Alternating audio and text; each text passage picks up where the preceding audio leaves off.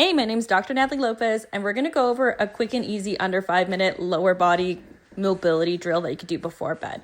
So let's start in this 90-90 position. So 90 degrees in the front of my leg, 90 degrees in the back. So forward leg is going to be focused on more of that same glute and buttock, getting a nice stretch through there. So I like to go forward and then go on an angle. So I get a little bit more of a stretch on different glute muscles. So then I'm going to be leaning back to stretch out that leg that's pointed backwards to get the front hip capsule. So again, we're going back and forth, trying to get a little more into the glutes and then leaning back as far as you feel comfortable. So I like to kind of do a bit of like a quicker sequence, especially if it's before bed, just to kind of get things moving, especially if you've been stuck sitting all day.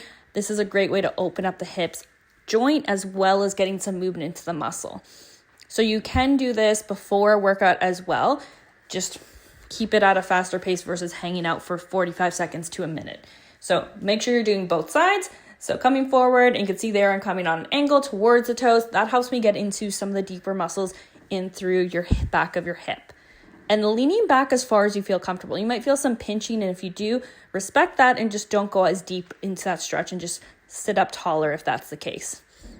But key with this is keeping your back straight, so you're keeping it more focused into the hips versus just your low back. If you're rounding your back a lot, you're going to get more into your low back and kind of defeats the purpose of trying to get more movement out of our hips versus just our low back.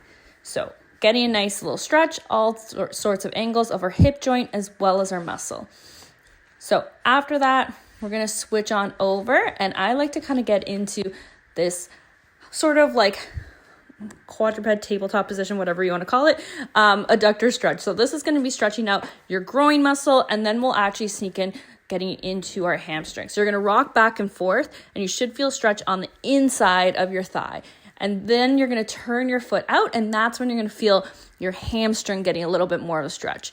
As you can see, this is kind of my quick and easy end of day stretch, not to make it too big of a deal.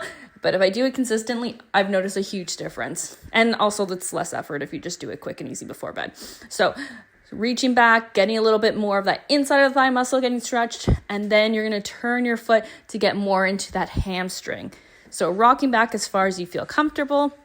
And then you're going to switch into this half kneeling position. So I like to kind of, when I'm there, make sure I'm one long line. So I'm going to be squeezing the butt just a little bit so I'm not arching through my low back. So I'm going to go to the side and open up, add a little twist as I go to get some more of the rib cage open up. And this one, you're going to feel your low back into your arm, a little bit of your lat if you're pretty tight there, and getting a nice stretch throughout. And then I like to switch into a bit of a rock back between my hamstring as well as the front of my thigh. I don't have the best hamstring flexibility, so this is kind of where I like to work with the rock back versus hanging out, just focusing on the hamstring so I can get a little bit more movement without feeling super guarded in that. And like I said, both sides are important, so we're going to switch to the other side. Again, making sure we're stacked on our hips, squeezing the glute a little bit so that we're not overarching and extending our back, and we're getting as much as we can out of the hips and our side obliques, and even our shoulder a little bit, getting that stretch as we go. Make sure you rotate a little bit to kind of get more into the ribs as we continue with this stretch.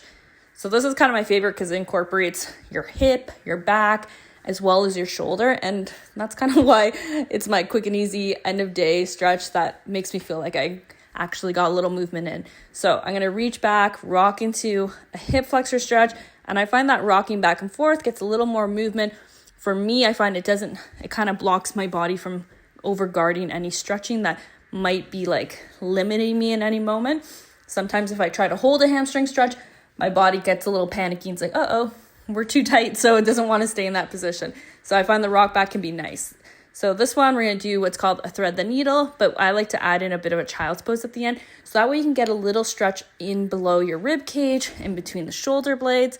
So anchor your arm and shifting back. Anchoring your arm is going to be where you need to make sure you focus on so that you can get a little bit more out of the rib cage during this movement. All right, so try this out, see how it goes.